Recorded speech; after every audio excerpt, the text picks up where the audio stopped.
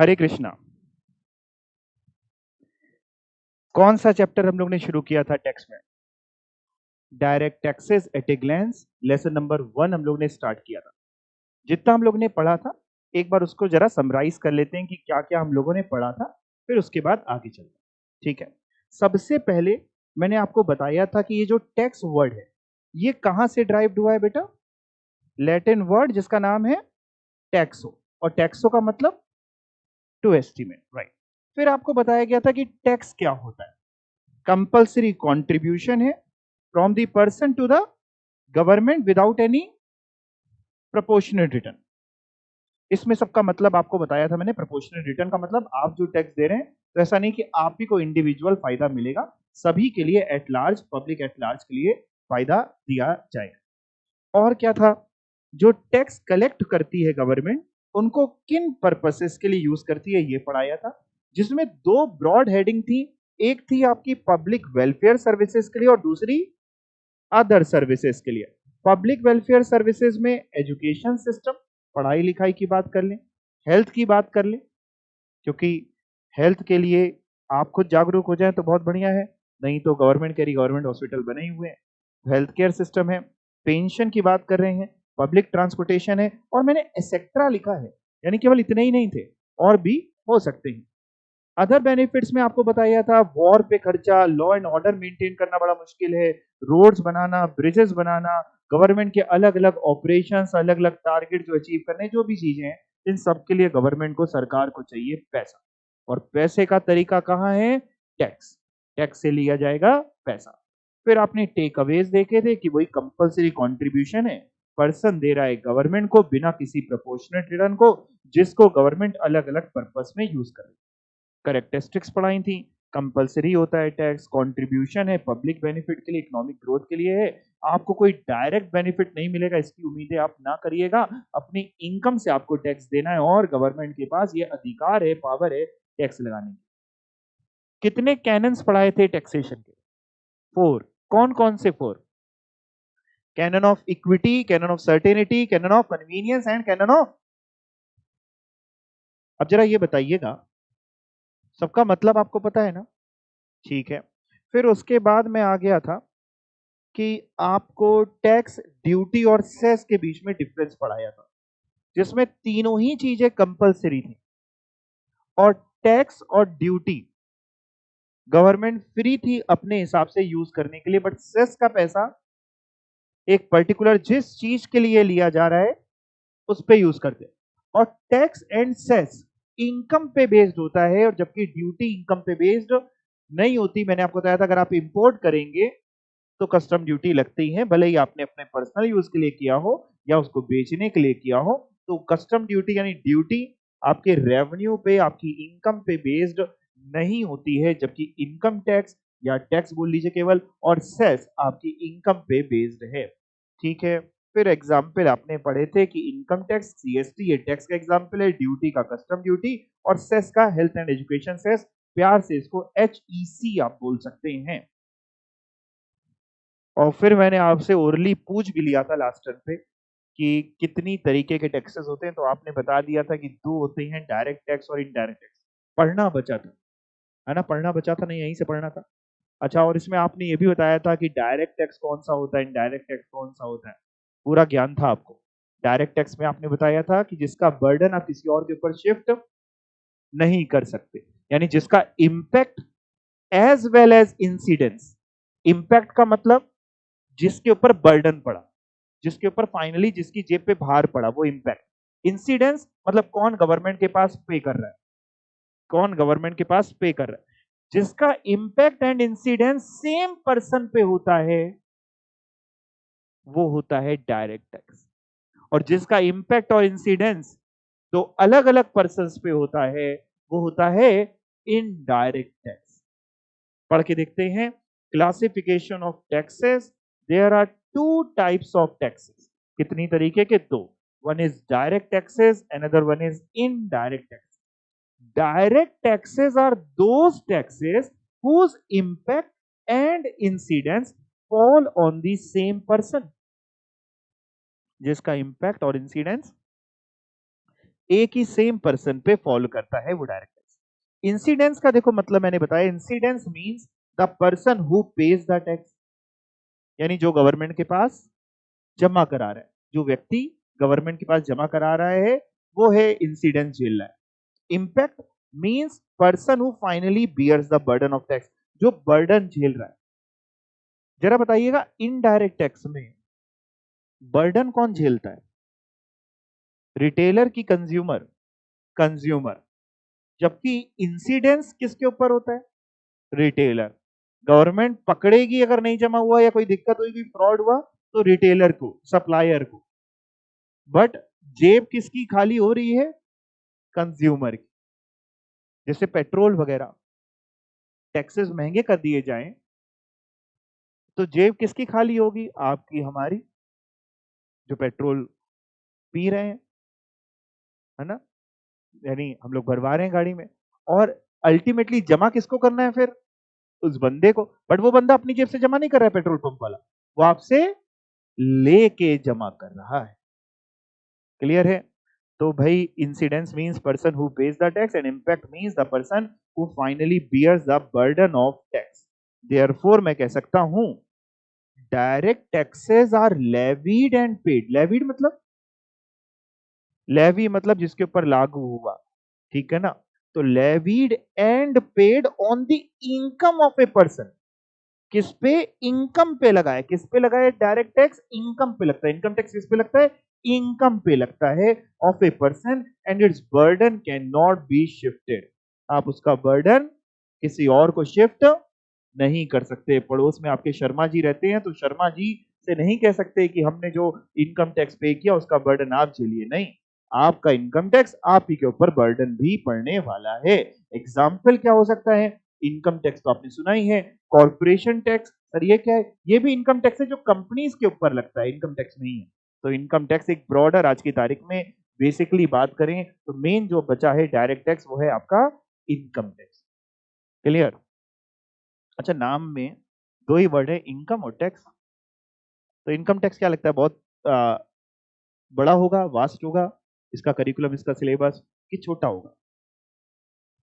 भाई दो ही, income tax हो गया बहुत बड़ा है। आप ऐसे कह सकते हैं कि आपके करिकुलम में, या पहले ऐसे समझाते चले, इनकम टैक्स अपने आप में एक समुद्र है। सुनना ध्यान से, समुद्र। इनकम टैक्स अपने आप में एक समुद्र। आपके करिकुलम में उसकी कुछ छींटे डाली गई। सच बता रहा हूं आपको, समुद्र है पूरा और कुछ छींटे। हालांकि उतनी छींटे आपके करिकुलम में जितनी डाली गई हैं उतनी काफी हैं। ठीक है, मतलब मैं ये क्यों बोल रहा हूं, मैं इसलिए बता रहा हूं कि बच्चों को लगता है कि इनकम टैक्स पढ़ लिया तो आप इनकम टैक्स के ज्ञानी हो गए। बिल्कुल, बट जितना आपने पढ़ा, जितना आपके करिकुलम में था, ठीक है। और एक बात और बता दूं, जब भी हम लोग टैक्स पढ़ेंगे ना, तो टैक्स पढ़ने और पढ़ाने का एक असूल होता है। एक चीज को हमेशा दिमाग में रखना, जब भी आप टैक्स को पढ़ रहे, एक नियम है, एक रूल है। रूल ये है, टैक्स पढ़ते समय आपको अपने दिमाग में रखना है कि हर इंसान ईमानदार है। टैक्स समझ में ही देखो तब आएगी। टैक्स का मैं आपको बेसिक नियम बता रहा हूं, नहीं तो आप अपने बाल नोचने लगोगे, क्योंकि मैं तो दूंगा नहीं, ठीक है ना, कुछ ही बचे हैं। जब भी आप पढ़ो टैक्स, तो हमेशा इस विजन के साथ पढ़ो, आपकी सोच ये होनी चाहिए कि हर इंसान ईमानदार है, टैक्स पेयर ऑनेस्ट है, डिपार्टमेंट ईमानदार है, सभी लोग ईमानदार है, कोई भी करप्ट नहीं है। जब आपने ये सोच लिया तो अपने आप आपको टैक्स समझ में आने लग जाएगी। उल जलूल चीजें अपने आप दिमाग में नहीं आएंगी। और ये नहीं सोचा तो बहुत उल जलूल दिक्कतें आती है। सर हमने बताया ही नहीं तो हमने कमाया, हमने इनकम बताई ही नहीं तो उनको, हमने जॉब करी पैसे मिले हमने बताया ही नहीं तो, हम छुपा ले गए तो पढ़ते समय आपको यही समझना है। क्या समझना है, हर इंसान ईमानदार। बाद में आपकी मर्जी है, लेकिन मैं यही कहूंगा ईमानदारी से काम करते रहिए। तो खैर, डायरेक्ट टैक्स का ये एग्जाम्पल होगा। इनडायरेक्ट टैक्स, इनडायरेक्ट टैक्सेस क्या होते हैं, indirect taxes are those taxes whose impact and incidence, बताओ सेम पर्सन पे पड़ेगा क्या, डिफरेंट पर्सन पे पड़ेगा, fall on different person. These are the taxes जो किस पे लग रही है, बताओ इनडायरेक्ट टैक्स क्या इनकम पे लगती है, नहीं, गुड्स पे लगती है, सर्विसेज पे लगती है। गुड्स पे लगती है, सर्विसेज पे लगती है। गुड्स पे जैसे मतलब गुड्स जैसे एक आधा एग्जांपल, क्या चीज आपने खरीदी गुड्स? आपने बिस्किट खरीदा, मैंने एग्जांपल दिया था पार्ले जी गुड्स। और भी कुछ आपने खरीदा, नेल पॉलिश खरीद ली, नेल पॉलिश हो गई, लिपस्टिक हो गई है। हाँ, कोई भी तरीके के गुड्स आपने खरीदे उस पे लगता है। सर्विसेज क्या चीज हुई? सर्विसेज नहीं समझ में आई है। होटल सर्विसेज और सर्विसेज के एग्जांपल है प्राइवेट इंस्टीट्यूशंस। ओके ठीक है। और सर्विस का सेक्टर तो आज की तारीख में बहुत बड़ा है। मैं आपको जो प्रोवाइड कर रहा हूं, मैं क्या दे रहा हूं उसको? मैं सर्विसेज दे रहा हूं। मैं जीएसटी के दायरे में आता हूं, यस और no? Answer is yes. Indirect tax लग रहा है कि नहीं? बिल्कुल लग रहा है। रेस्टोरेंट का आपने एग्जांपल दिया, आप पार्लर जाते हैं, क्या लगता है वहां पे? जीएसटी लगता है। इनडायरेक्ट टैक्स क्या लगा रहे? गुड्स बेच रहे हैं आपको कि सर्विसेज दे रहे हैं? सर्विसेज दे रहे हैं। आज की तारीख में तो सर्विसेज का दायरा इवन बहुत बढ़ गया है। तो भाई सर्विसेज हो चाहे गुड्स हो, इन दोनों पे आपका इनडायरेक्ट टैक्स लगता है। तो इनडायरेक्ट टैक्स बेसिकली गुड्स और सर्विसेज पे लगता है, और जिसका इंपैक्ट और इंसिडेंस दो डिफरेंट पर्सन पे फॉल करता है। कोई डाउट नहीं? Okay. They are paid by the retailer. Retailer pay करता है, बट अल्टीमेटली रिकवर्ड किससे होता है? कंज्यूमर से। So incidence of tax is on the retailer. Incidence जो है, जमा करने की जिम्मेदारी जो है, वो रिटेलर के ऊपर है। Where the impact falls on the ultimate consumer. Impact लेकिन कंज्यूमर के ऊपर है। एग्जाम्पल, इनडायरेक्ट टैक्स का goods and service tax, custom duty, ऐसे। क्लियर? कोई डाउट नहीं? तो अपने आप ये डिफरेंस जरा रीड करिए, लिखिए जरा क्या लिखा है इन दोनों में। डायरेक्ट टैक्स, इनडायरेक्ट टैक्स, क्या लिखा है पढ़िए एक बार। डायरेक्ट टैक्स, इनडायरेक्ट टैक्स, क्या डिफरेंस है दोनों में? Incidence and impact. अभी बताइए, बताओ। डायरेक्ट टैक्स में इंसिडेंस और इंपैक्ट सेम पर्सन पे होता है, जबकि इनडायरेक्ट टैक्स में डिफरेंट पर्सन पे होता है। इंसिडेंस किसी और के ऊपर और इंपैक्ट किसी और के ऊपर। आज तक आप क्या झेलते आए इनडायरेक्ट टैक्स में? इंसिडेंस झेलते आए हैं कि इंपैक्ट झेलते आए हैं? इंपैक्ट, क्योंकि आप ज्यादातर जगह पे कंज्यूमर, कस्टमर की तरह होते हैं। कस्टमर कौन होता है? जो कष्ट से मरता है, वही है कस्टमर। दूसरा है डिफरेंस, बर्डन। डायरेक्ट टैक्स का बर्डन आप किसी और के ऊपर शिफ्ट नहीं कर सकते, that is can not be shifted. Whereas indirect tax में शिफ्ट होता है, जाहिर सी बात है। एबिलिटी टू पे, बताओ। डायरेक्ट टैक्स में हम ये देखते हैं कि सामने वाले की क्षमता है कि नहीं देने की। एबिलिटी देखते हैं कि नहीं देखते हैं? देखते हैं। कैसे देखते हैं? हम इनकम के हिसाब से उससे टैक्स लेते हैं। ज्यादा इनकम तो ज्यादा टैक्स, कम इनकम तो कम टैक्स, और कम इनकम तो हो सकता है ना लें टैक्स। इनडायरेक्ट टैक्स में हम देखते हैं क्षमता? नहीं। आपको मैंने एग्जाम्पल दिया था लास्ट रन पे, क्या एग्जाम्पल दिया था? सॉल्ट का एग्जाम्पल दिया था, टाटा नमक।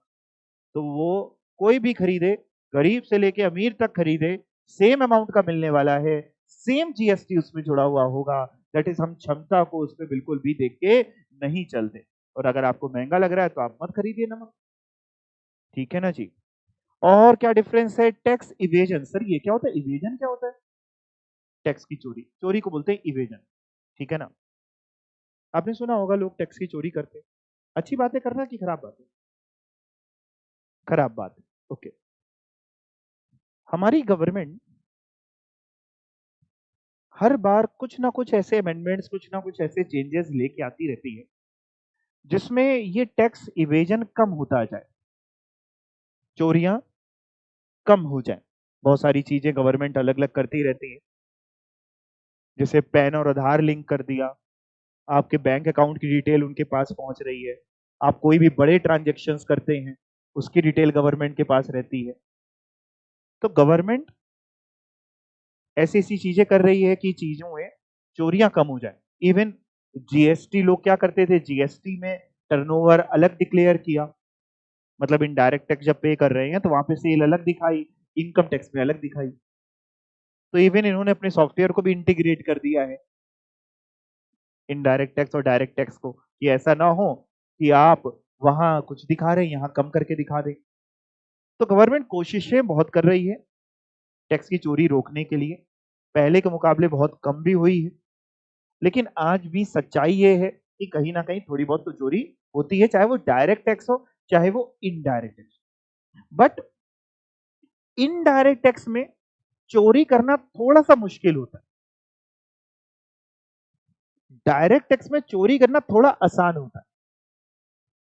मैंने देखो डायरेक्ट टैक्स में क्या लिखा है, अगर आप ध्यान से पढ़ो, टैक्स इवेजन में लिखा है पॉसिबल, और इधर लिखा है normally not possible. Normally not possible का मतलब क्या हुआ कि मैं ये नहीं कह रहा हूं आपसे कि यहां इनडायरेक्ट टैक्स में चोरी होती ही नहीं है, मैं ये नहीं कह रहा। मैं कह रहा हूं आमतौर पे जल्दी यहां चोरी नहीं हो सकती। क्यों, इसका ऐसा क्यों बोल रहा हूं कि डायरेक्ट टैक्स में पॉसिबल है, इनडायरेक्ट टैक्स में पॉसिबल नहीं है, ऐसा क्यों बोल रहा हूं?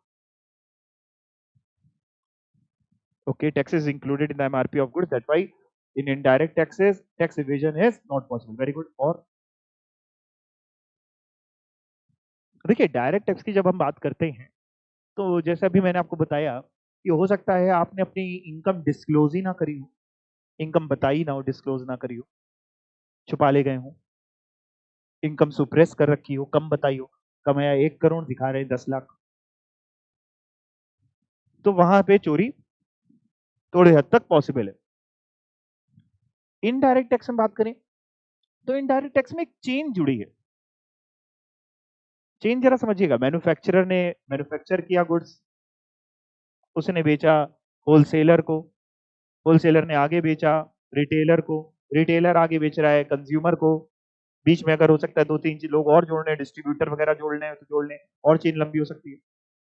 अब हर स्टेज पे इनडायरेक्ट टैक्स की बात आ रही है, तो चोरी आमतौर पे पॉसिबल इसलिए नहीं हो पाती कि भाई ऐसा तो है नहीं कि सभी विमान होंगे, कोई ना कोई ईमानदार होगा तो अपने आप पकड़ लिया जाएगा। जब जीएसटी आपको पढ़ाऊंगा वहां पे आपको ये कॉन्सेप्ट भी सिखाऊंगा। तो इनडायरेक्ट टैक्स में नॉर्मली पॉसिबल जल्दी नहीं है, लेकिन ऐसा नहीं है कि आज भी लोग करते नहीं, करते हैं। जीएसटी डिपार्टमेंट जगह जगह छापेमारी भी करता है, चोरियां भी पकड़ी जाती हैं। तो आमतौर पे हम कह सकते हैं डायरेक्ट टैक्स में नॉर्मली पॉसिबल नहीं है, डायरेक्ट टैक्स में पॉसिबल है।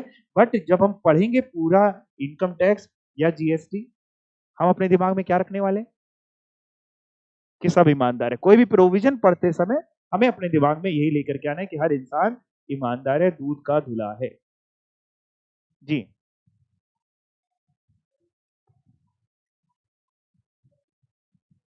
फिर से बोलिए, फिर से एक बार पूछिए।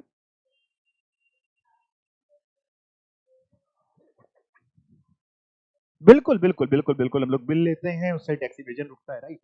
हम बिल लेंगे तो बिल काटेगा वो, उससे रुकेगा, राइट। और नायक पिक्चर में भी उसने बोला था, नायक पिक्चर देखी आप लोगों ने? सुनी ही नहीं तुम लोग? नायक, अनिल कपूर की पिक्चर आई थी। अरे ये सब तो देखा करो, ये सबसे बड़ा कुछ सीखने को मिलेगा आपको। एक दिन का उसमें वो सीएम बनता है, मुख्यमंत्री। उसमें आपने देखा होगा, बोलता था अब से आप सुई से लेकर एरोप्लेन कुछ भी खरीदें बिल जरूर लीजिएगा। तो उससे जाहिर सी बात है टैक्स इवेजन में आपका फर्क आएगा, जाहिर सी बात है। ठीक है, क्लियर है? अच्छा, बहुत से लोग मार्केट में देते नहीं है, लड़ने मत लगना, मतलब ये कह रहा हूँ। क्या सीख करके आए हैं? खैर, ये तो सर हमें समझ में आ गया। जब मैंने आपकी क्लास स्टार्ट करी थी लास्ट टर्म पे, मैंने आपसे कहा था कि ये जो टैक्स है जो गवर्नमेंट ले रही है, लीगल है कि इलीगल है, तो आपने बताया था कि ये लीगल है। फिर मैंने आपसे कहा था लीगल कैसे बना, कोई भी टैक्स लॉज या कोई भी लॉज इवन कैसे बनते हैं, कहां से पावर आती है? कॉन्स्टिट्यूशन। तो उसी के बारे में थोड़ा सा, कॉन्स्टिट्यूशन के बारे में पढ़ने जा रहे हैं इसी चैप्टर में। टैक्स स्ट्रक्चर इन इंडिया, देखते हैं क्या लिखा है। The constitution of India gives the authority to the government to levy tax. हमारा संविधान, हमारा कॉन्स्टिट्यूशन गवर्नमेंट को ये अथॉरिटी देता है कि गवर्नमेंट टैक्स को लेवी कर सके, इंपोज कर सके, लगा सके लोगों के ऊपर।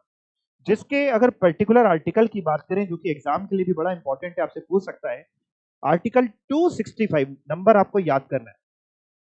देखो इसमें जब हम लोग पढ़ेंगे तो कॉन्स्टिट्यूशन के जैसे कुछ आर्टिकल है, इनकम टैक्स पढ़ेंगे तो कुछ सेक्शंस पढ़ेंगे, सभी के नंबर मैं आपको याद करने के लिए नहीं बोलूंगा, लेकिन कुछ के मैं आपको बोलूंगा, तो वो आपने याद रखने, पूछ सकता है। आर्टिकल 265 कॉन्स्टिट्यूशन का क्या कहता है? No tax shall be levied or collected except by authority of law. क्या कह रहा है ये आर्टिकल 265 कॉन्स्टिट्यूशन का? कोई भी टैक्स ना लेवी किया जा सकता है, लगाया जा सकता है, ना कलेक्ट किया जा सकता है, ना पैसा लिया जा सकता है बिना लॉ की अथॉरिटी के। यानी दैट मीन्स अगर आपको कोई टैक्स लगाना है तो पहले आपको उसका लॉ बनाना पड़ेगा, कॉन्स्टिट्यूशन को मद्देनजर रख के कानून बनाना पड़ेगा। जैसे इनकम टैक्स है तो इनकम टैक्स एक्ट 1961, जीएसटी है तो CGST act 2017, SGST act 2017, UTGST act 2017, IGST act 2017। पढ़ाऊंगा सब क्या होता है। कस्टम है तो कस्टम ड्यूटी है। आपको एक्ट बनाना पड़ेगा, कानून बनाना पड़ेगा, लॉ बनाना पड़ेगा। बिना उसके ना कोई टैक्स आप कलेक्ट कर सकते हैं ना किसी के पर लगा सकते हैं। यानी अगर मैं आपसे कहूं कि आज से अगर आप रोटी खाएंगे तो पर रोटी 10 रुपए का टैक्स मेरे को देंगे, तो क्या मैं ले सकता हूं? आंसर इज नो, क्योंकि ऐसा कोई भी लॉ नहीं और बिना लॉ के कोई भी टैक्स ना लगाया जा सकता है और ना लिया जा सकता है। एग्जाम में आपसे ऐसे पूछा जा सकता है कि no tax shall be levied or collected except by an authority of law। Article के कॉन्स्टिट्यूशन के कौन से आर्टिकल के नंबर में लिखा है, कौन सा नंबर है, आर्टिकल नंबर क्या है? 265 कि 246 है? 265। उसके नीचे देखो कौन सा लिखा है, 246। तो देखते हैं 246 में क्या है, क्या कहता है article 246? The power to levy tax, tax लगाने की ये जो पावर है, has been distributed between parliament of India and state legislature. यानी ये टैक्स लगाने की पावर किसके पास है? पार्लियामेंट ऑफ इंडिया मतलब सेंट्रल गवर्नमेंट, और स्टेट लेजिस्लेचर मतलब स्टेट गवर्नमेंट। तो स्टेट गवर्नमेंट के पास है कि सेंट्रल गवर्नमेंट के पास है? दोनों के पास। देखिए, हो सकता है आपको छोटे में याद आ जाए बचपन अपना, स्कूल में जब आप थे तो शायद आपको याद आए कि आपने पढ़ा होगा कि 3 तरीके की लिस्ट होती है। मे भी अगर उस क्लास में आप कॉपी के पन्ने फाड़ फाड़ के नहीं फेंक रहे होंगे, ध्यान से सुन रहे होंगे, तो शायद याद आ जाए। एक यूनियन लिस्ट होती है, एक स्टेट लिस्ट होती है और एक कॉन्करेंट लिस्ट होती है। ऐसा कुछ भी याद भी नहीं आ रहा, दूर दूर तक याद ही नहीं आ रहा कि कभी स्कूल में कुछ ऐसा हुआ। ठीक है, कोई बात नहीं, चलिए अच्छी बात है। तभी बचपन में कहा जाता था कि ध्यान से पढ़ लो। तो 3 तरीके की लिस्ट होती है। कॉन्स्टिट्यूशन में जो यूनियन लिस्ट में मुद्दे लिखे गए हैं, यूनियन लिस्ट में जो भी मैटर्स लिखे गए हैं कि इन इन चीजों पे टैक्स वगैरह, उस पे टैक्स लगाने की पावर है सेंट्रल गवर्नमेंट के पास, यूनियन गवर्नमेंट यानी सेंट्रल गवर्नमेंट। स्टेट लिस्ट में जो मैटर्स लिखे गए हैं उस पे टैक्स लगाने की पावर है स्टेट गवर्नमेंट के पास। और कॉन्करेंट लिस्ट में जो मुद्दे लिखे गए हैं उनमें दोनों की मिली भगत से लगता है, दोनों की मंजूरी चाहिए, central government as well as state government, दोनों की मंजूरी चाहिए। यूनियन लिस्ट में जैसे अगर आप देखें तो क्या क्या लिखा है, मैंने तो यूनियन और स्टेट कवर किया और उसका कुछ पूरी लिस्ट नहीं है ये, this is not exhaustive list, इसमें कुछ मैंने आपके लिए डाले हुए हैं। तो टैक्सेस जो levy by parliament of India, उसका डिस्ट्रीब्यूशन एक यूनियन लिस्ट और एक स्टेट लिस्ट, मैंने ये दोनों कवर किया है। तो जिसमें यूनियन लिस्ट में अगर आए तो taxes on income other than agricultural income, taxes on income मतलब इनकम टैक्स लगाने की पावर सेंट्रल गवर्नमेंट के पास है और सेंट्रल गवर्नमेंट लगाती भी है, उसी आप पढ़ रहे। कस्टम ड्यूटी लगाने की पावर सेंट्रल गवर्नमेंट के पास है। कॉर्पोरेशन टैक्स यानी कंपनीज पे इनकम टैक्स लगाने की पावर सेंट्रल गवर्नमेंट के पास है। क्या सर केवल इन्हीं 3 चीजों की है? नहीं बेटा, एक्सेट्रा लिखा है, ठीक है। इनडायरेक्ट इनडायरेक्ट कह रहा हूं, स्टेट लिस्ट की अगर हम बात करें तो इधर आ जाएं तो taxes on agricultural income, excise duty on alcoholic liquor, alcoholic liquor सब लोग समझते हैं, मदिरा, शराब, दारू। ऑक्ट्रॉय और एंट्री टैक्स, ऑक्ट्रॉय क्या होता है सर, एंट्री टैक्स क्या होता है? एक ही होता है सर। होता क्या है, जब एक स्टेट से दूसरी स्टेट गुड्स जाते हैं, एक स्टेट से दूसरी स्टेट जाते हैं तो कुछ स्टेट्स में एंट्री टैक्स के नाम का एक टैक्स लगता है, वो होता है ऑक्ट्रॉय या एंट्री टैक्स। ये सब लगाने की पावर है स्टेट गवर्नमेंट के पास। इनकम टैक्स किसके पास पावर है? Central government. अच्छा बताना एक चीज, चलो तुम लोग से पूछता हूँ, एग्रीकल्चरल इनकम पे इनकम टैक्स लगता है? मैंने तुम लोग को पढ़ाया नहीं है, मैं सिर्फ पूछ रहा हूँ कि अगर हो सकता है कभी आपका बचपन का कोई ज्ञान कभी सुना हो। एग्रीकल्चरल इनकम जानते हैं? किसानों पे इनकम टैक्स लगता है, खेती बाड़ी की इनकम पे इनकम टैक्स लगता है? यस और नो? क्या सुना आज तक? कितने लोग कह रहे हाँ लगता है इनकम टैक्स, कितने लोग कह रहे नहीं लगता है? नहीं लगता है बेटा, किसानों पे एग्रीकल्चरल इनकम पे इनकम टैक्स नहीं लगता। तुमने इनकम टैक्स में पढ़ा था कि एग्रीकल्चरल इनकम पे इनकम टैक्स लगता है? कौन से, कहां पे पढ़ा है, किसने पढ़ा है, कौन सज्जन इंसान, बीकॉम वाले सज्जन इंसान? हो सकता है वहां पे तुम कुछ लिखा गलत हो, या हो सकता है लिखा सही हो, तुमने गलत पढ़ा हो, नहीं लगता।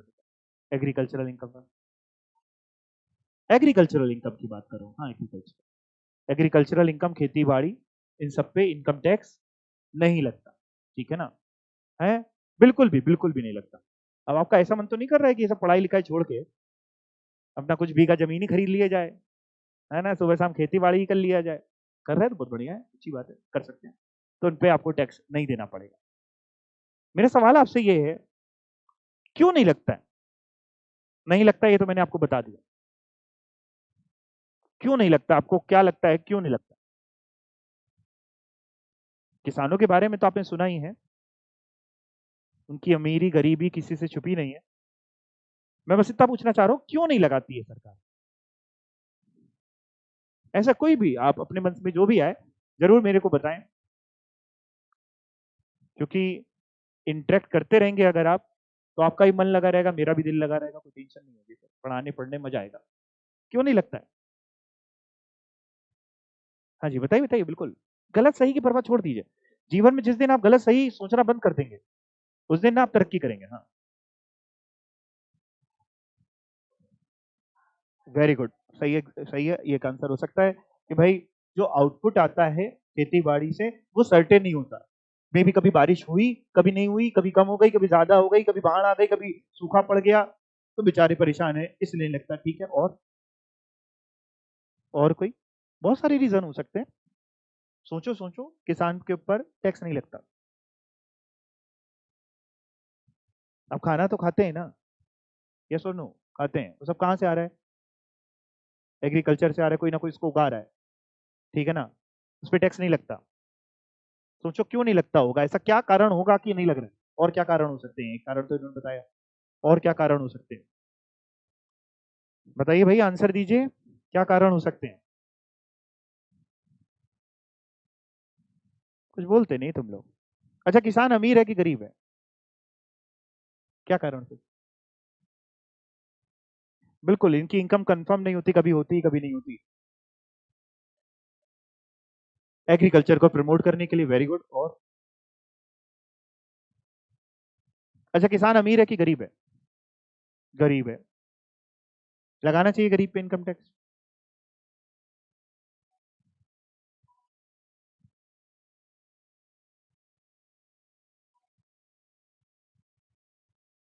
बिल्कुल, कह रहे अभी आपने बताया था कि इनकम देख के हम लोग टैक्स लगाते, तो इनकी इनकम इतनी ज्यादा नहीं होती, है ना? इतना ही ये लोग कमा लें कि अपना रोजमर्रा के खर्चे ही पूरे कर पाए, तो इसलिए टैक्स नहीं लगता। और बहुत सारे न्यूज भी आपने सुनी होगी कि बहुत से किसान आत्महत्या कर लेते हैं, सुसाइड कर लेते हैं, है ना?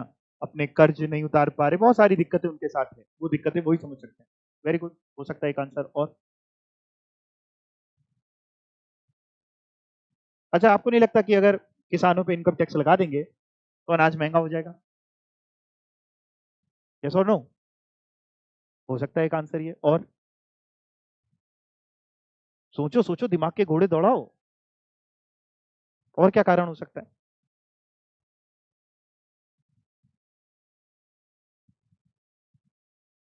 चलो अच्छा, ध्यान से सुनो। कई बार ऐसा होता है, आपको पता है बजट आता है, फाइनेंस मिनिस्टर उसको प्रेजेंट करते हैं। आमतौर पे ऐसा देखा जाता था बहुत बार कि जब फाइनेंस मिनिस्टर बजट पेश करने जाते हैं या बाहर निकलते हैं, तो कई बार मीडिया वाले उनसे सवाल करते हैं कि सर और ma'am, why don't you tax agricultural income?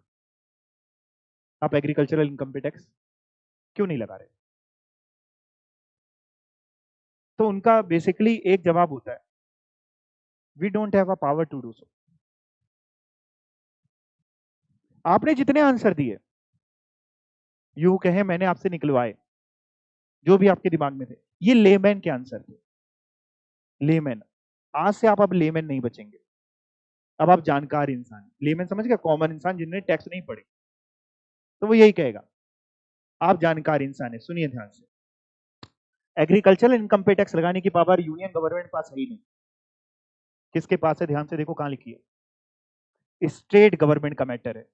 यानी टैक्स लग सकता है, लेकिन लगाएगी तो कौन लगाएगी? State government. अब सवाल ये आता है कि स्टेट गवर्नमेंट लगाती क्यों नहीं है? क्या लगा सकती है? आंसर इज यस, लगा सकती है। लगाती क्यों नहीं है? उसका कारण है, लगाती इसलिए नहीं है क्योंकि अगर हमारे इंडिया में किसी स्टेट गवर्नमेंट ने लगाया तो बाकी स्टेट गवर्नमेंट इसका फायदा उठाएंगे, बाकी स्टेट गवर्नमेंट मोर्चा निकालेंगे, देखो देखो तुम्हारे राज्य में क्या हो रहा है, तुम्हारी गवर्नमेंट, तुमने इन्हीं को चुना था, देखो क्या कर रहे हैं, ये लगा रहे हैं टैक्स, किसानों पे टैक्स, अनाज महंगा हो जाएगा, खाने के वांदे पड़ जाएंगे, अभी वैसे ही खाना नहीं हो रहा है पूरा। और पब्लिक, गांव वाले, गांव वाले क्या, मैं शहर वालों को भी गांव वाले बोल रहा हूँ, वो सुनती नहीं है, वो देखती है कि अच्छा ऐसा हो रहा है, चक्का जाम, स्ट्राइक, हड़ताल, रोडें ब्लॉक, लोग समझदार नहीं है, कोई स्टेट गवर्नमेंट हिम्मत नहीं करती, सरकार गिर जाएगी। सुनिए जरा, इसका आंसर अगर ये कहा जाए कि अनाज महंगा हो जाएगा तो this answer is not correct. क्यों सर, अनाज क्यों नहीं महंगा होगा? अरे भैया डायरेक्ट टैक्स है, आपने पढ़ा डायरेक्ट टैक्स है, इनकम टैक्स, डायरेक्ट टैक्स में अभी तो पढ़ा है आपको कि उसका इंसिडेंस और इंपैक्ट सेम पर्सन पे होता है, उसका बर्डन आप किसी और पे शिफ्ट नहीं कर सकते। अनाज पे इनकम टैक्स थोड़ी ना लग रहा है, तो इसकी इनकम पे इनकम टैक्स लग रहा है, उससे अनाज महंगा नहीं हो सकता, पहली बात। दूसरी बात, आपने कहा कि किसान गरीब है, उसकी इनकम सर्टेन नहीं होती, कभी सूखा पड़ गया, कभी बाढ़ आ गई, कभी कुछ हो गया, आउटपुट सर्टेन नहीं होता, तो आप इनकम टैक्स लगाएं अगर, तो आप एक लिमिट डिफाइन कर देना कि भाई पूरे साल में अगर इससे ज्यादा इनकम कमाई तो टैक्स देना आपको, नहीं तो नहीं देना। जैसे मान लो आम इंसान के लिए अगर 2.5 लाख है, आप उनको ज्यादा रियायत देने चाह रहे हैं, 5 लाख, 10 लाख, 20 लाख, 25 लाख कर दो, 50 लाख कर दो, 1 करोड़ कर दो कि पूरे साल में अगर 1 करोड़ रुपए या उससे कम कमाया मत देना, तुम किसान हो तो टैक्स, इससे ऊपर कमा लिया तो टैक्स दे देना। सच्चाई ये है कि हमारे देश का किसान गरीब है, बट एक सच्चाई ये भी है कि करीब 20% किसान बहुत अमीर भी है, तो उसके पास ऐसी ऐसी गाड़ियां होंगी जो आपके पास, हमारे पास नहीं होगी, बहुत अमीर भी है। बट टैक्स नहीं लगाने का एक बहुत बड़ा कारण ये है कि सेंट्रल गवर्नमेंट पास पावर है नहीं, स्टेट गवर्नमेंट पास पावर है, और स्टेट गवर्नमेंट कह रही जैसा चल रहा है चलने दो। हमारे देश में राजनीति की वजह से बहुत सारी चीजें पीछे हैं, बात समझ में आई? तो आज से आपको पता होना चाहिए कि इनकम टैक्स एग्रीकल्चरल इनकम पे क्यों नहीं लग रहा, तो उसका एक बहुत बड़ा कारण ये है। कोई डाउट? समझ गए? पक्का क्लियर हो गया? ओके, तो भैया ये तो हो गया। हाँ क्वेश्चन पूछिए ना, फिर से बोलिए। सेंट्रल, बिल्कुल सही, सेंट्रल कह रहे क्वेश्चन है, सेंट्रल गवर्नमेंट के पास ये पावर क्यों नहीं है, बताइए क्यों नहीं है, आप ही लोग बताइए।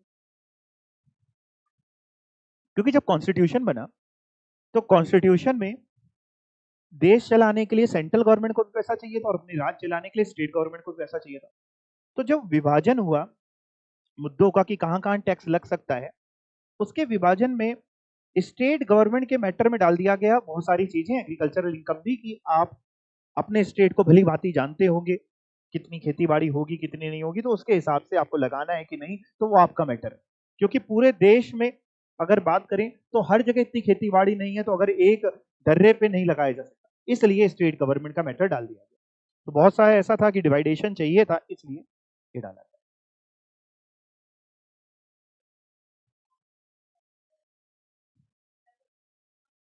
सेंट्रल का, हाँ नहीं, टैक्स लग सकता है बट स्टेट लगाएगी, सेंटर नहीं लगा सकती। सेंट्रल को लगाने के लिए पहले आपको कॉन्स्टिट्यूशन अमेंड करना पड़ेगा। एग्रीकल्चरल इनकम पे अगर इनकम टैक्स सेंट्रल गवर्नमेंट को लगाने के लिए पावर चाहिए तो पहले कॉन्स्टिट्यूशन अमेंड होगा। जब कॉन्स्टिट्यूशन अगर अमेंड हुआ उसके बाद सेंट्रल गवर्नमेंट की लिस्ट में आ गया तो लगा सकती, अभी सेंट्रल गवर्नमेंट तो नहीं लगा सकती। जो मैंने कहा कि एक लिमिट दे दे, इतनी लिमिट तक नहीं लेंगे टैक्स, वो स्टेट कर सकती है, स्टेट के पास पावर है, वो लगा सकती है अपने पर्टिकुलर स्टेट में कोई चाहे।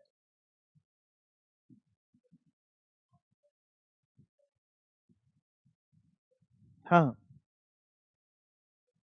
तो बल्कि तो और लगाना चाहिए, इन्होंने कहा ये भी तो रीजन हो सकता है कि 50% of the population agricultural income पे है हमारी सोसाइटी जो है, इसलिए नहीं लगाता, बल्कि तो और लगाना चाहिए, जब इतने बड़े कॉन्ट्रीब्यूटरी वही लोग हैं।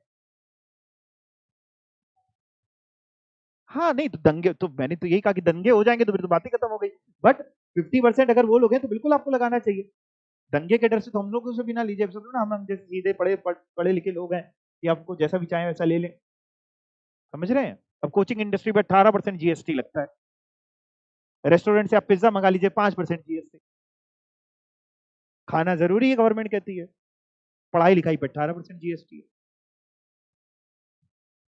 आप समझिए पॉलिसीज अलग हैं, एक तरफ स्लोगन है पढ़ेगा इंडिया तभी तो बढ़ेगा इंडिया, और एक तरफ कोचिंग इंडस्ट्री को कह रहे हैं तुम सबसे खराब काम कर रहे हो दुनिया का। मतलब हम लोग आपको समझिए सबसे बेकार ज्ञान दे रहे हैं जितने भी कोचिंग्स हैं, चाहे वो किसी भी, चाहे कॉमर्स की हो, साइंस की हो, कोचिंग इंडस्ट्री 18% जीएसटी, 18%।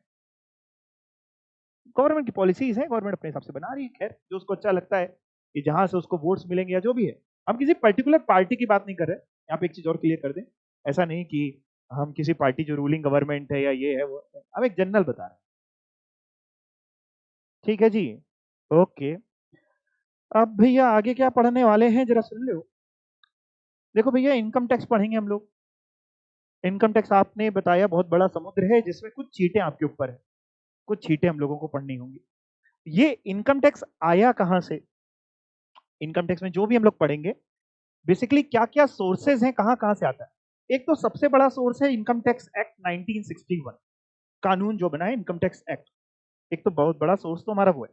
उसके अलावा भी और भी चीजें हैं, जैसे फॉर एग्जाम्पल मैंने आपको बताया हर बार बजट आता है। बजट में गवर्नमेंट को अगर कुछ चेंजेस, कुछ अमेंडमेंट्स करनी होती हैं जरूरतों को देखते हुए, किसी में रेट कम करने हैं, बढ़ाने हैं, या कुछ भी करना है, तो वो बजट में अमेंडमेंट्स कर सकती है, उसके पास ये पावर है। जब बजट पेश होता है, जब फाइनेंस मिनिस्टर, कभी आपने सुना है कोई बजट पूरा? मुश्किल ही है कि आपने सुना होगा। आपसे एक काम, कुछ आदत डाल लीजिए, आप प्रोफेशनल लाइफ में आ गए, बजट वाले दिन पूरा बजट जरूर सुना करिए। हम लोग तो पूरा बजट सुनते हैं, ठीक है ना? पूरा बजट सुना करिए, बहुत कुछ सीखने को मिलेगा आपको। तो फाइनेंस, जब बजट आता है तब वो कहलाता है फाइनेंस बिल। पहले वो प्रपोज्ड होता है। जब भी आप देखिए अगर फाइनेंस मिनिस्टर को बजट पढ़ते हुए, तो वो जो स्पीकर होता है तो आमतौर पे कहते हैं मैडम स्पीकर या सर स्पीकर है तो sir speaker, I would like to propose this amendment, मैं ये प्रपोज करना चाह रहा हूँ, तो प्रपोजल होता है पहले, तो उसको बोला जाता है फाइनेंस बिल। फिर उसके बाद वो बोथ हाउसेज ऑफ पार्लियामेंट से पास कराया जाता है। बोथ हाउसेज ऑफ पार्लियामेंट की बात करें तो लोकसभा, राज्यसभा, और उसके बाद प्रेसिडेंट ऑफ इंडिया की यानी प्रेसिडेंट साहब की एसेंट ली जाती है। एसेंट मतलब अप्रूवल। जब इतना काम हो जाता है तब वो फाइनेंस बिल से कन्वर्ट होके बन जाता है फाइनेंस एक्ट। ये अंतर होता है फाइनेंस बिल और फाइनेंस एक्ट में।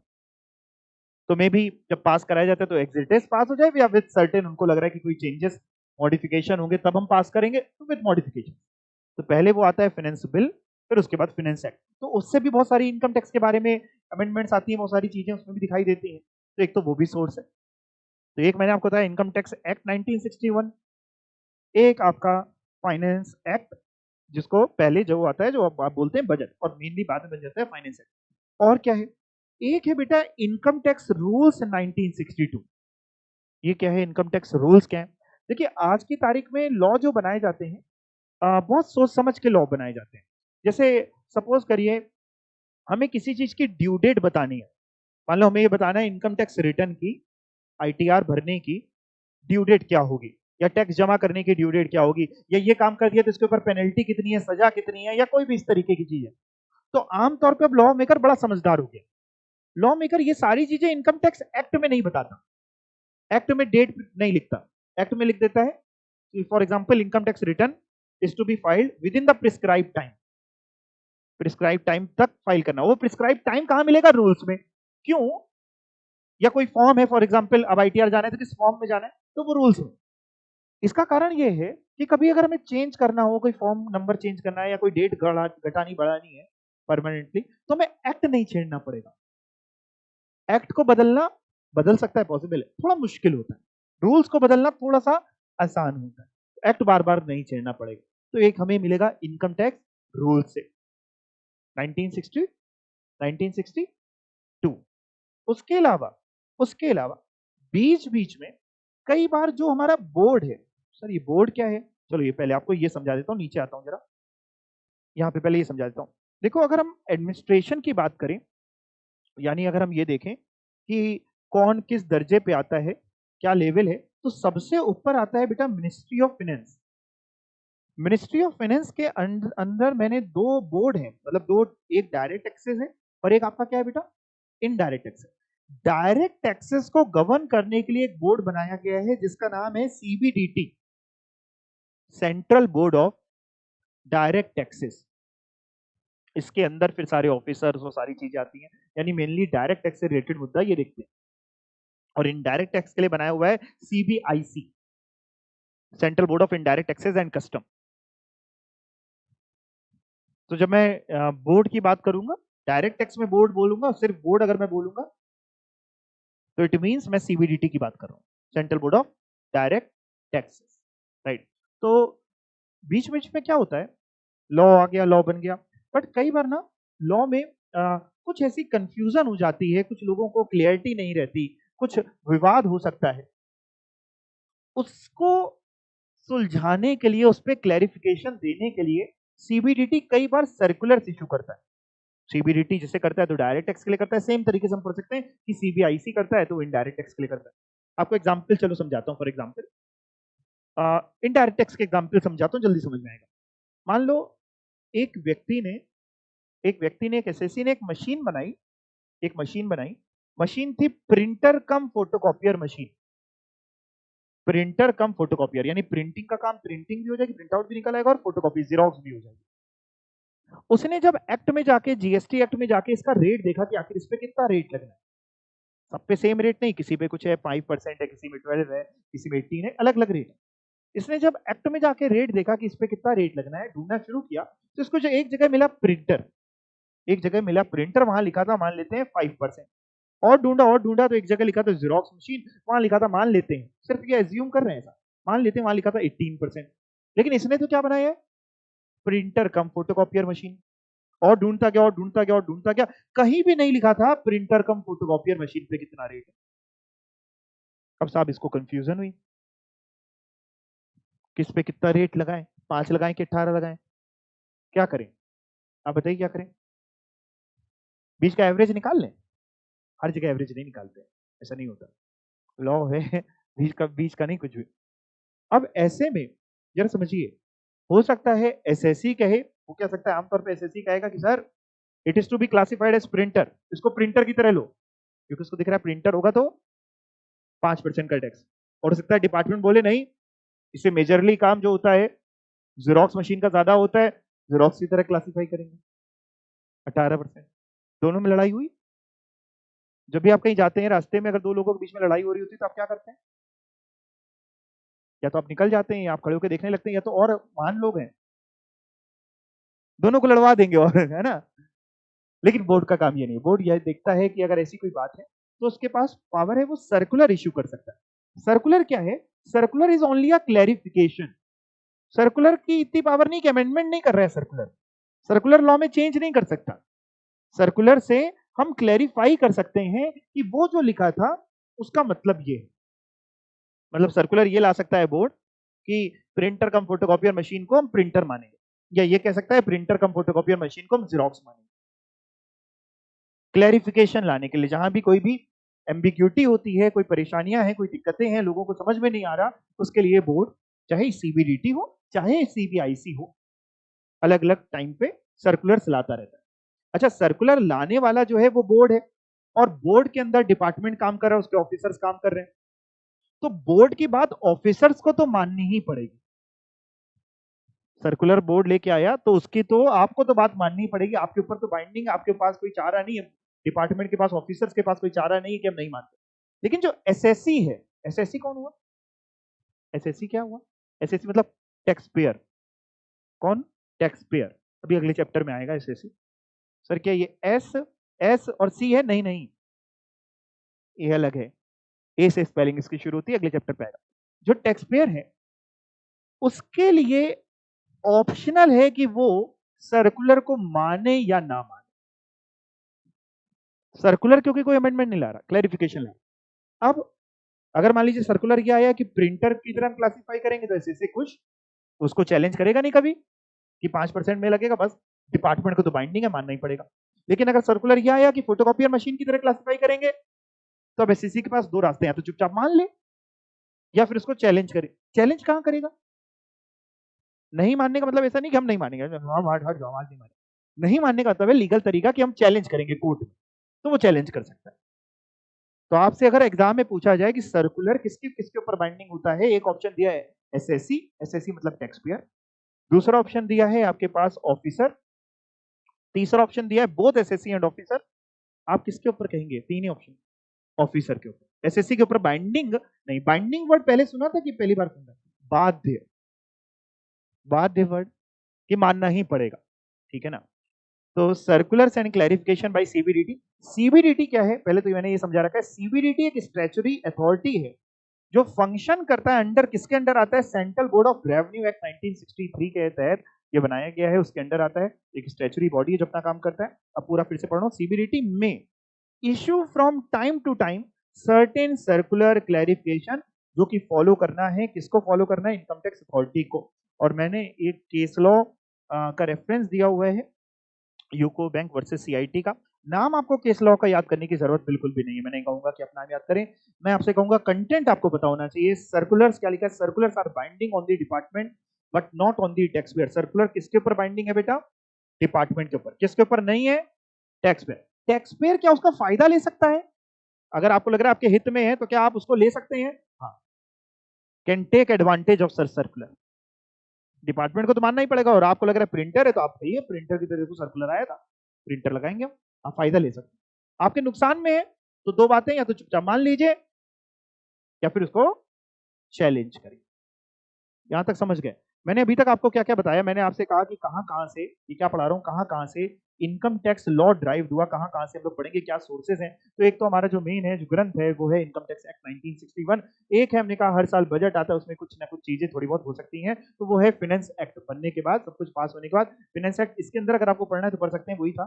फाइनेंस मिनिस्टर एनुअली प्रेजेंट करते हैं फाइनेंस बिल, कहां पे, किसके सामने, बिफोर द पार्लियामेंट, जिसमें बहुत सारी अमेंडमेंट्स होती हैं relating to direct taxes as well as indirect taxes. When finance bill जब अप्रूव हो जाता है दोनों हाउसेज ऑफ पार्लियामेंट से, प्रेसिडेंट की एसेंट मिल जाती है, तो फाइनेंस एक्ट बन जाता है। फिर वो प्रेसिडेंट की एसेंट बनते ही फाइनेंस एक्ट बन गया, फिर वही लॉ इनकम टैक्स एक्ट में आ जाता है। यानी जो अमेंडमेंट्स आई वो अमेंडमेंट्स के साथ अब आप इनकम टैक्स एक्ट को देखते हैं, तो इसके पास इतनी पावर है कि ये अमेंडमेंट ला सकता है, बट सर्कुलर के पास इतनी पावर नहीं। और तीसरा आपको होता है इनकम टैक्स रूल्स, और चौथा सर्कुलर एंड क्लैरिफिकेशन। इसमें एक और मेजर चीज है, एग्जाम में आपसे पूछ सकता है सर्कुलर कौन इशू करता है। एक ऑप्शन दिया है सेंट्रल गवर्नमेंट इशू करती है, एक ऑप्शन दिया है सीबीडीटी या बोर्ड इशू करता है। कौन इशू करता है, बोर्ड इशू करता है। कौन इशू कर रहा है, सीबीडीटी। सर दोनों अलग है, बिल्कुल अलग है सर, एक ही तो बात। सेंट्रल गवर्नमेंट टैक्स लगाती है, बट सेंट्रल गवर्नमेंट ने अपने अंदर पूरे सिस्टम बनाए हुए हैं ना, कि सारे काम मोदी जी बैठ के कर रहे हैं। लाओ अब हम देंगे सर्कुलर, लाओ भाई लाओ सर्कुलर दे, समझ गए। तो कौन इशू करता है, सीबीडीटी। और कहां से आ सकते हैं, देखिए हम इंडिया में रहते हैं, हम इंडियंस हर बात पे, जब भी झगड़ा आप देखते हैं दो लोगों के बीच में होता है, तो वो अक्सर क्या बोलते हैं, I will see you in the court, हम तुम्हें सू कर देंगे, सुई लगा देंगे तुम्हारे। ऐसे ही हमारा इनकम टैक्स है, या हमारा जीएसटी है। हमारे इंडिया में बहुत सारे केसेस पड़े हुए हैं, बहुत सारे डिसीजंस भी आए हुए हैं। हाई कोर्ट और सुप्रीम कोर्ट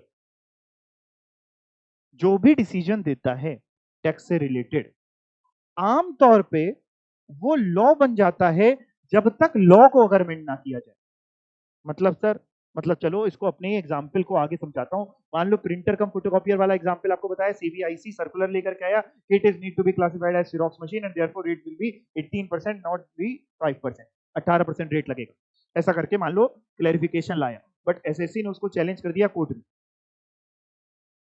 और कोर्ट से फाइनल निर्णय आया, दो आ सकते हैं कुछ भी, कि नहीं उसको प्रिंटर मानेंगे, और या नहीं उसको फोटोकॉपी मशीन।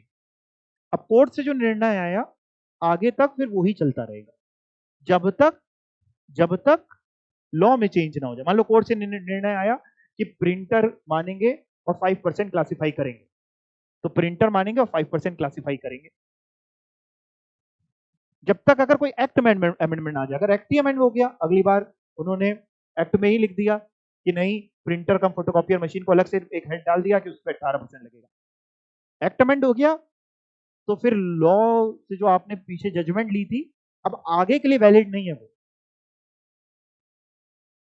इसके लिए पता है आपको, हमारे चिदम्बरम साहब सुने, चिदम्बरम साहब पहले फाइनेंस मिनिस्टर थे, नाम सुना है, पी चिदम्बरम, नहीं सुना। चिद्दू भैया फाइनेंस मिनिस्टर थे कांग्रेस की गवर्नमेंट। चिद्दू भैया इसके लिए बड़े बदनाम थे, चिद्दू भैया हम लोग ऐसे ही बोल रहे हैं, चिदम्बरम नाम है। चिद्दू भैया बड़े बदनाम थे। चिद्दू भैया के लिए ऐसा बोला जाता था कि ये कोर्ट का ऑनर नहीं करते। ये करते क्या थे चिद्दू भैया, कोर्ट की जो जजमेंट्स आती थी और जहां इनको लगता था कि ये डिपार्टमेंट के फेवर में नहीं आई, हमारा नुकसान है, चिद्दू भैया क्या करते थे, रेट्रोस्पेक्टिव अमेंडमेंट डाल देते थे लॉ में, लॉ अमेंड कर देते थे, कानून अमेंड कर देते थे रेट्रोस्पेक्टिवली। रेट्रोस्पेक्टिवली समझते हैं, क्या समझते हैं? एक होता है प्रोस्पेक्टिवली, एक होता है रेट्रोस्पेक्टिवली। रेट्रोस्पेक्टिवली मतलब पीछे से अमेंड कर, एक होता है प्रोस्पेक्टिवली कि आज से ही अमेंड हो। तो रेट्रोस्पेक्टिवली अमेंड कर देते थे, बहुत से ऐसे केसेस हुए, और जब रेट्रोस्पेक्टिवली अमेंड कर दिया तो कोर्ट का वो डिसीजन वॉइड हो गया। क्यों? क्योंकि कोर्ट कोर्ट जो भी डिसीजन देता है, तो आपको पता ही ना, कानून अंधा होता है, सुना है ना आपने, ये अंधा कानून है। वो अंधा क्यों है? उसकी आंखों में पट्टी क्यों लगी? वो अंधा इसलिए है क्योंकि वो सिर्फ लॉ के हिसाब से आपको जजमेंट दे रहा है। जज साहब लॉ को देख के इंटरप्रेट करके जजमेंट दे रहे हैं ना। जज में लिखा है, मान लो अगर लॉ में लिखा है कि किसी ने किसी की पानी की बोतल चुरा ली, उसको फांसी की सजा दी जाएगी, और आपने पानी की बोतल चुरा ली तो फांसी की सजा मिलेगी। लॉ यही है ना, लॉ के हिसाब से। तो उन्होंने लॉ के हिसाब से डिसीजन दिया कि हमारे हिसाब से ये इसकी इंटरप्रिटेशन है। तो चिदम्बरम भैया, चिद्दू भैया इसके लिए फेमस थे, ये बहुत अमेंडमेंट्स वो इस तरीके की करा करते थे। तो मैं ये नहीं, आपको ये जानबूझ करके एग्जांपल दिया कि आपको एक तो ये भी समझ में आ जाए, और दूसरी चीज ये समझ में आ जाए कि डिसीजन जो भी हाई कोर्ट और सुप्रीम कोर्ट दे रहा है वो एप्लीकेबल होगा, एज लॉ की तरह माना जाएगा, लेकिन कब तक? आगे पढ़ो क्या लिखा है, till there is any change in law. अगर लॉ ही चेंज हो गया तो वो डिसीजन खराब। क्लियर हो गया? समझ में आ गया? तो ये आपका रहा पहला चैप्टर, जिसमें आपने एक ब्रीफिंग पूरी ले ली कि आखिर क्या क्या चीजें हैं, कैसे डायरेक्ट टैक्स इनडायरेक्ट टैक्स में क्या डिफरेंस है, कैसे ये आया, कहाँ से ये पावर मिली, canon of taxation, tax duty cess में क्या डिफरेंस है, बहुत कुछ आपने इसमें पढ़ डाला। टैक्स का मतलब क्या होता है, टैक्स के पैसे को गवर्नमेंट लेकर के क्या करेगी, अपने घर बनवाएगी, क्या करेगी, सारी चीजें आपने पढ़ डाली। छोटा सा चैप्टर था। अब आपको करना क्या होगा, घर पे बैठ के आधा घंटा रिवाइज कर लेंगे, ठीक, एक बेसिक जानकारी आपको मिल जाएगी। कोई डाउट किसी का हो तो पूछ लें। नहीं, इनकम टैक्स का अपना भी ट्रिब्यूनल होता है, बिल्कुल। इसका देखो लेवल्स होते हैं, जैसे लोग कहते हैं ना अपील जाती है, आप संतुष्ट नहीं है, तो वो सब आपको पढ़ाया जाएगा। सबसे पहले अगर आप संतुष्ट नहीं, किसी एओ ने, असेसिंग ऑफिसर ने कोई केस आपके लिए किया, कोई ऑर्डर पास किया, आप उससे संतुष्ट नहीं है, तो डायरेक्ट कोर्ट में नहीं जाते हम। कोर्ट पहले जाती, सबसे पहले जाती CIT appeal, commissioner of income tax appeal, CIT appeal. वहां के ऑर्डर से भी संतुष्ट नहीं होते तो फिर जाती है आईटीएटी, जिसको आप बोले इनकम टैक्स एपलेट ट्रिब्यूनल। वहां से भी संतुष्ट नहीं, फिर हाई कोर्ट, वहां से भी संतुष्ट नहीं, फिर सुप्रीम कोर्ट, वहां से भी संतुष्ट नहीं है तो कोने में जाकर रो लीजिए। और बस के आगे क्या बचा फिर? ठीक है, और कोई किसी कुछ पूछना है, कोई डाउट कुछ भी पूछना चाहे? नहीं? ठीक है, तो इसको क्या कर लेंगे, आधा घंटा से 1 घंटा बस एक बार पढ़ लेंगे, बस हो जाएगा। चलिए, थैंक यू।